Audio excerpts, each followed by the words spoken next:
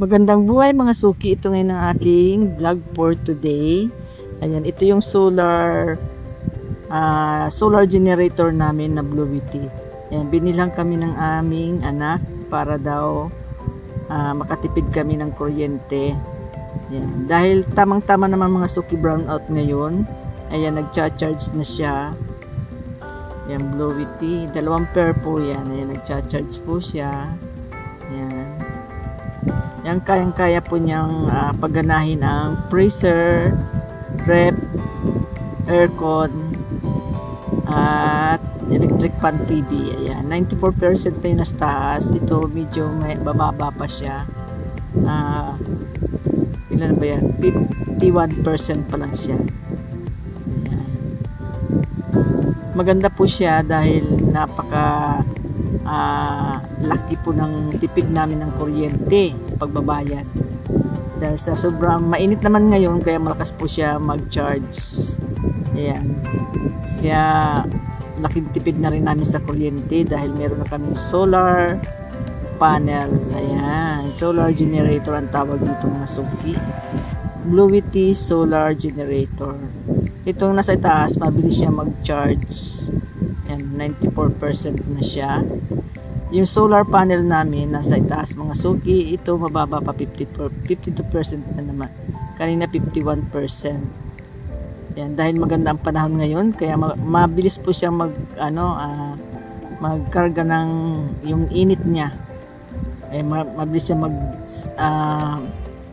mabilis ba man tawag niya, mabilis siyang dahil sobrang init, mag-charge. Ayan. Ngayon mga suki, ayan, papakita ko sa inyo yung solar panel nasa itaas.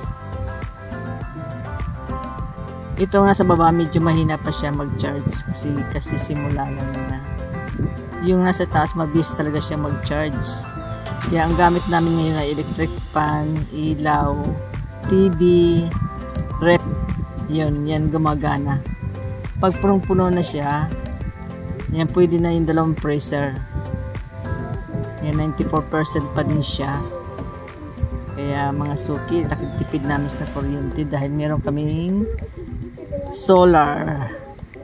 Nandito naman mga suki yung aming solar panel. Ayan, dito nilagay ni Mr. sa itaas. Gumawa siya ng frame para dito niya inilagay.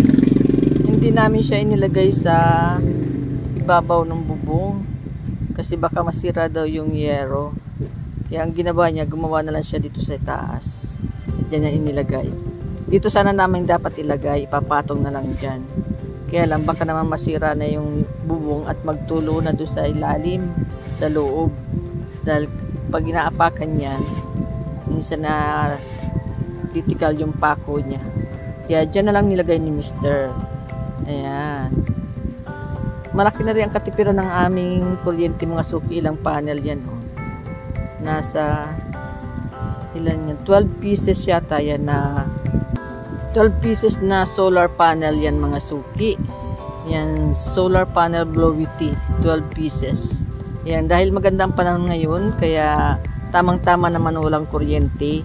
Yan, ginamit namin yan. Kaya malaking tipid na rin namin sa kuryente mga suki, basta mainit lang ang panahon. Kapag naman medyo umuulan-ulan siya, hindi siya malakas magkarga ng power mga suki. Dahil kailangan talaga niya ay init. Yan, kapag mainit talagang maganda ang pasok ng power niyan. Talagang lahat ay gumagana. Hanggang pag mainit ang panahon, kahit maghapon kayang-kaya niya mga suki. Yan. Dito namin inilagay, ayan, ginawa namin siyang bubong na rin ng mga halaman ni Mr. Diyan niya nilagay. Dito na rin ako nagsasampay ng mga damit. Ayan, meron kami ditong, ayan, yung lovebirds namin. Ayan, dyan, nandyan yung kanyang mga wirings. Diyan nakalagay. Ayan, mga suki. Ginawan siya ng frame na bakal. Yan, ang ganda ng panahon, no? Kaya nakakatuwa pag maganda ang panahon. Ang problema lang dito sa solar kapag maulan, yan, hindi talaga kaya niyang pagganahin ang freezer. Ilaw kaya at electric fan, yan, kayang-kaya niya. Yan, pag maganda ang panahon at mainit na mainit, ayan, freezer, ayan, pwede pa yung nakakapaglaba pa ako sa washing machine. Kayang-kanya TV, yung freezer na isa lang, ayan, kayang-kaya din niya.